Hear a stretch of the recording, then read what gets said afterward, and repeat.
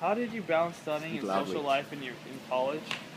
How did I created a schedule for myself. I'm a night owl, so as long as I, worked a certain amount of hours at night, I was good to go.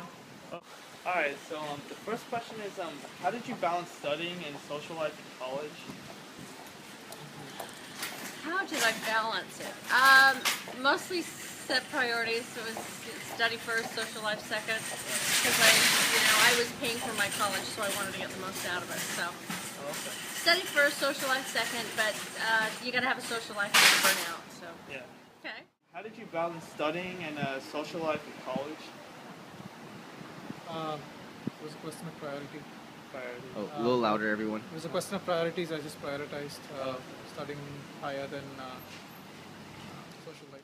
Are you married, and if so, what does it take to have a happy marriage? Honesty. Honestly.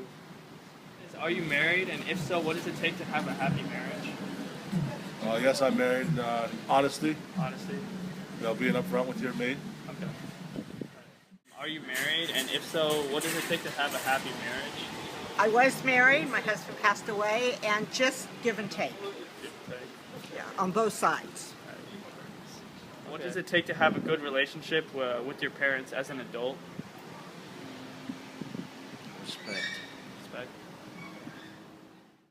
The third question is, what does it take to have a good relationship with your parents as an adult? As an adult, again, to be honest, to be friend with your mom and dad, and like if you have anything you want to talk about, and like open, speak it in an open way, and like don't hide anything from them, and like if anything you have anything that you want to talk about, like your girlfriend, you can talk to your mom and like ask her how I impress her. So again, to be a friend, to have like a friendship with your mom and dad, it makes it very short and make it very easy to any problem you're gonna face in your life.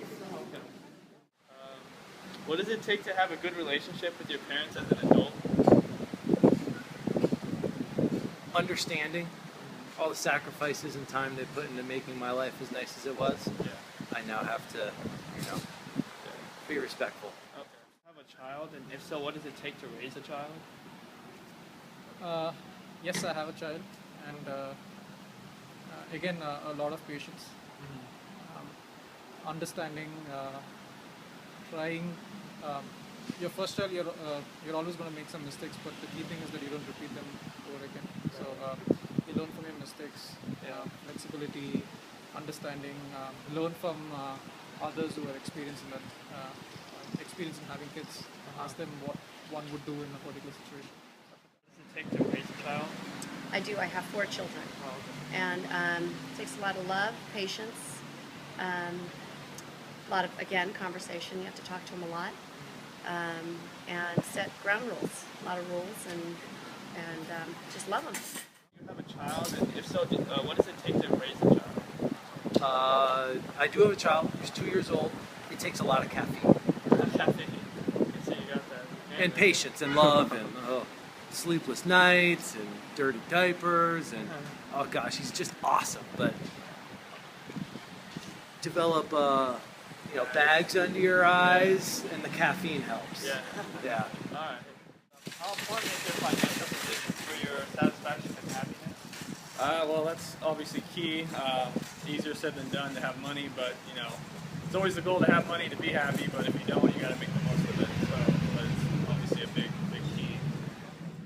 How important is your financial position for your satisfaction and happiness? It's important, but money's not the only thing. I think people over-concentrate or overly fixate on money. Money is important, obviously, because we all need, food, shelter, clothing. But it's not the only thing in life. I think too often we seek happiness through material things rather than seeking happiness through self and family and friends. First question is, how important is your financial position for your satisfaction and happiness? Of course, it make it easy to work hard. Like my son asked me once why everything cannot be for free. So I told him because money is usually something challenging, and if anything is everything is for free, you cannot like you will not have any privilege to work and work harder, so you make more money and be a successful person. So of course it affects your life because like it makes everything affordable. You can have it and like the standard. It makes you like get a better house in a better area, better schools. So of course it affects. What do you like and not like about your job? The hours I have to work. What I do like about it is a paycheck, a nice steady paycheck. Right. You know, somewhere to go and get away from the family for a few hours a day. Yeah. All right. Okay, well, thank you. We Okay. appreciate it. What do you like and not like about your job? Well, it's interesting you mention that because I'm retired. I worked 33 years dealing with juveniles. Oh, okay. And that was the most rewarding part of my job. I ended up getting hurt, couldn't do it anymore, but I enjoyed doing my job. The worst part about the job was the location. I had to travel 77 miles to get to the location. But while I was there, I enjoyed working with delinquents. Right.